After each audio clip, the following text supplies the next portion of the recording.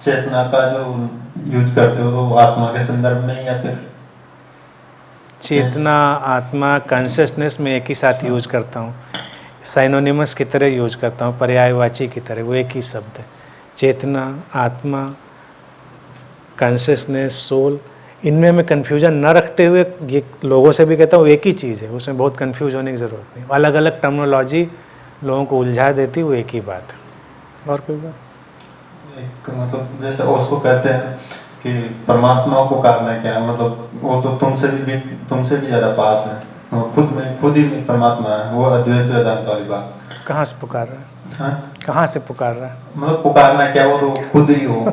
तो मतलब फिर बिल्कुल भी अनुभव नहीं होता क्या किसी जनमानस को इतना आनंद, तो बिल्कुल कुछ मिलता ही नहीं। जैसे सब दुखी है, 99% लोग वैसे दुखी हैं।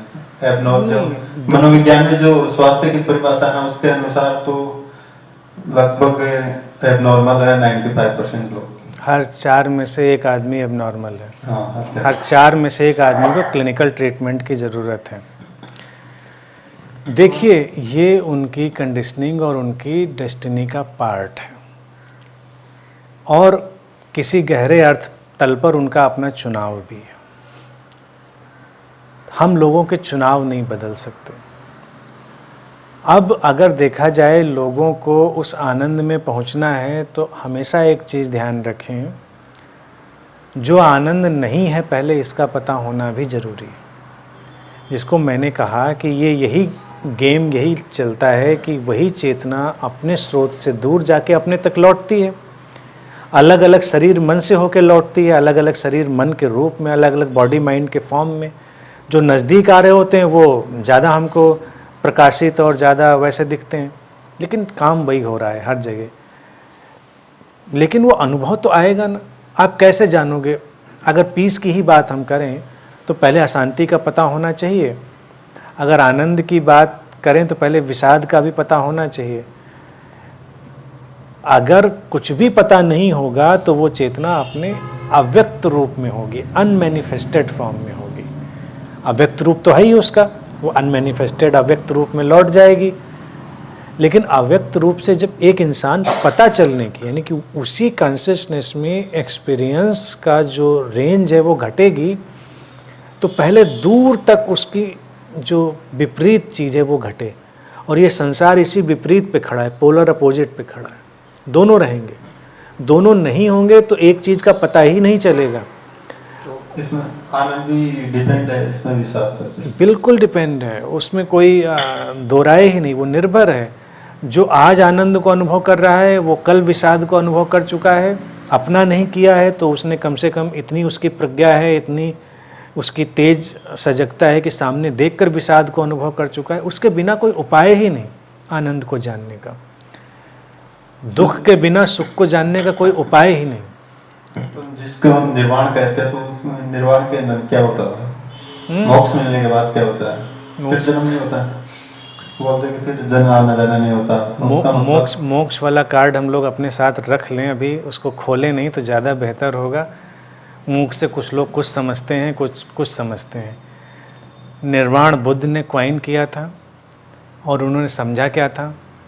इतनी सिंपल सी बात समझी थी कि जीवन में दुख है। समझा था कि नहीं समझा था? दुख के बाद ही तो बोध में गए, और जब घर छोड़ा है तो उनकी उस स्थिति को लिटरेचर कहता है महाविषाद की स्थिति। महाविषाद की स्थिति में उन्होंने अपना गृह त्याग किया कि ये जीवन है। गहरा अवसाद, गहरा विषाद आया। अब बुद्ध का जो निर्वाण है, जिसको वो कहते हैं निर्वाण के तमाम फिलोसॉफिकल मतलब हैं, उनमें ना जाएं। बिल्कुल बुद्धा की डिक्शनरी में ही सिंपल मीनिंग अगर देखें तो यही है कि जीवन की इस स्थिति का पूरा देख लेना, स्वीकार कर लेना और उसको समझ लेना, बस वही निर्वाण है। निर्वाण कहीं बाहर नहीं, कहीं और कोई बाहर की स्थिति चाह भी नहीं रहा है। एक पर्सन ना इस जीवन के पार, इस जन्म के पार की कोई चीज़ चाह रहा है तो क्या मिलना हमको? मान लीजिए हमको जन्म के पार कुछ मिलेगा तो हमें क्या लेना देना? हमको तो अभी चाहिए। यानी कि जो व्यक्ति कंसर्न्ड है वो अभी अपने लिए कंसर्न्ड है ना। अगर आप अपनी पीस के लिए कंसर्न, तो अपनी पीस के लिए कंसर्न है ना, कि अगले जन्म के पीस के लिए।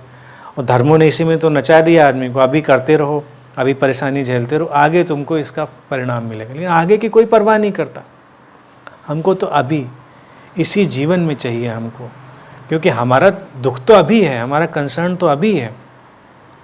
तो बुद्ध ने इसीलिए कोई बात नहीं करी कि आगे मिलेगा। उन्होंने कहा निर्वाण में मैं हूँ, क्योंकि मैं जीवन के स्वरूप को, इस जीवन के चक्र को जान चुका हूँ। ये ऐसे ही घूमता है और इस जीवन के चक्र के स्वीकार में मैं पूरी तरह जागा हुआ हूँ। I am the awakened one, मैं पूरी तरह जागा हुआ हूँ, इसीलिए मैं बुद्ध हूँ। उन्होंने कहा जागे हुए इसी बात में थे। तो उनका वो तो वर्तमान जीवन, निर्माण तो उनका जीवन था, या किसी का भी निर्माण जीवन होता है। बुद्ध के संदर्भ में उदाहरण के तौर से बता रहा हूँ, वो समझ। और इसीलिए मैंने कितनी बार ये बात रिपीट करी है कि उन्होंने अपने अंतिम वक्तव्यों में से कहा, आप मेरी शिक्षाओं का सार, घटनाएं घटती हैं, परिस्थितियां बनती हैं, लेकिन कोई भी उनको करने वाला नहीं है, कोई व्यक्तिगत करता नहीं है, वो समग्रता से बनती हैं और घटती हैं, फ्रॉम टोटलिटी। यानी कि events happen, deeds are done, consequences happen, but there is no personal doer of any deed, ये उन्होंने कहा। अब इस बात में पूरा सार है। यही बात अगर कहीं किसी भी रिलीजन में ढूंढ लीजिए, यही बात हर रिलीजन अपने अपने ढंग से कहता है। तो इस चीज़ को जब उन्होंने देख लिया, समझ लिया, तो वही निर्माण की स्थिति थी। तो जो कोई इस चीज़ को देख लेता है वो शांत हो जाता है, पूरी तरह से ठहर जाता है, वही निर्माण है। निर्माण कोई बाहर की स्थिति थोड़ा ही है। समझने में टाइम लगता है इस चीज़ को। मैं नहीं कर, भाई फॉर्चुनेट जो है कोई ये बात सुनते सुनते ही इस चीज़ को समझ ले, और कोई हो सकता है बहुत वक्त लगाए इस चीज़ पर। लेकिन घटनाओं का अपना होना, अपना ढंग, ये सब ऐसे ही घटता है। बुद्धा ने अपने अनुभव से इसको जाना और मैंने भी अपने अनुभव से जाना, इसलिए इसको बहुत प्रामाणिकता से, बहुत शक्ति से, बहुत फोर्स से मैं लोगों से बात कहता हूँ कि ये ऐसा ही है और इसके सिवा कोई शांति नहीं है, जब तक आप ये समझ नहीं जानते। और इसके लिए मैं आसान बनाने के लिए दो रास्ते करता हूँ कि पहले इसको इंटेलेक्चुअली समझें, कम से कम बुद्धि से ही समझ लें। कई मास्टर बुद्धि को ही नकारते रहे कि बुद्धि का क्या करोगे, बुद्धि से थोड़ा ही काम होता है। लेकिन काहे से काम होता है? बुद्धि से नहीं काम होता है। घर में एक प्याला चाय भी बनाते हो, बुद्धि से ही बनाते हो। चाय में नमक नहीं डाल लेते हो या हींग जीरे का तड़का नहीं लगा देते हो। पता है कि चाय ऐसे ही बनती, बुद्धि ही तो है। नहीं तो ना बुद्धि हो तो किचन में घुसे तो कुछ भी बना डाला चाय के नाम पे, तो निर्बुद्धि हो गए। बुद्धि का मतलब एक प्याला चाय बनाने के लिए बुद्धि चाहिए, तो बुद्धि का बड़ा उपयोग। तो पहले तो बुद्धि से ही समझें कि जो कहा जा रहा है ये कहाँ तक लागू होता है, कितना समझ में आता है। फिर जब बुद्धि से समझ में आए तो फिर इंतज़ार करें, और वही गहरा होके परिपूर्ण समझ बनता है, टोटल अंडरस्टैंडिंग। तो उसके मैं दो लेवल करता हूँ, इंटेलेक्चुअल अंडरस्टैंडिंग और टोटल अंडरस्टैंडिंग। इंटेलेक्चुअल तक आप प्रयास करेंगे और टोटल ग्रेस है, वो प्रसाद है। वो ग्रेस की तरह से एक दिन अचानक क्लिक से हमारे अंदर स्टिल हो जाएगा। इंटेलेक्चुअल में डामाडोल होता रहेगा आदमी, कभी कभी लगेगा ऐसा ही है, कभी कभी लगेगा नहीं ऐसा नहीं है, फिर लगेगा नहीं नहीं ऐसा है, फिर लगेगा नहीं ऐसा। इंटेलेक्चुअल में चलेगा।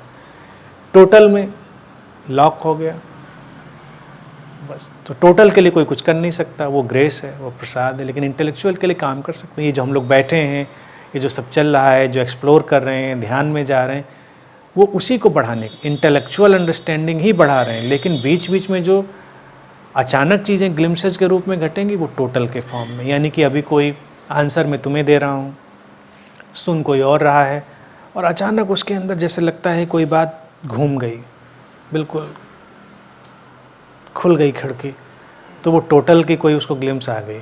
ऐसा होता रहता है। दैट्स वाई ये सब काम चलता है, ऐसे ही वही काम करना होता है।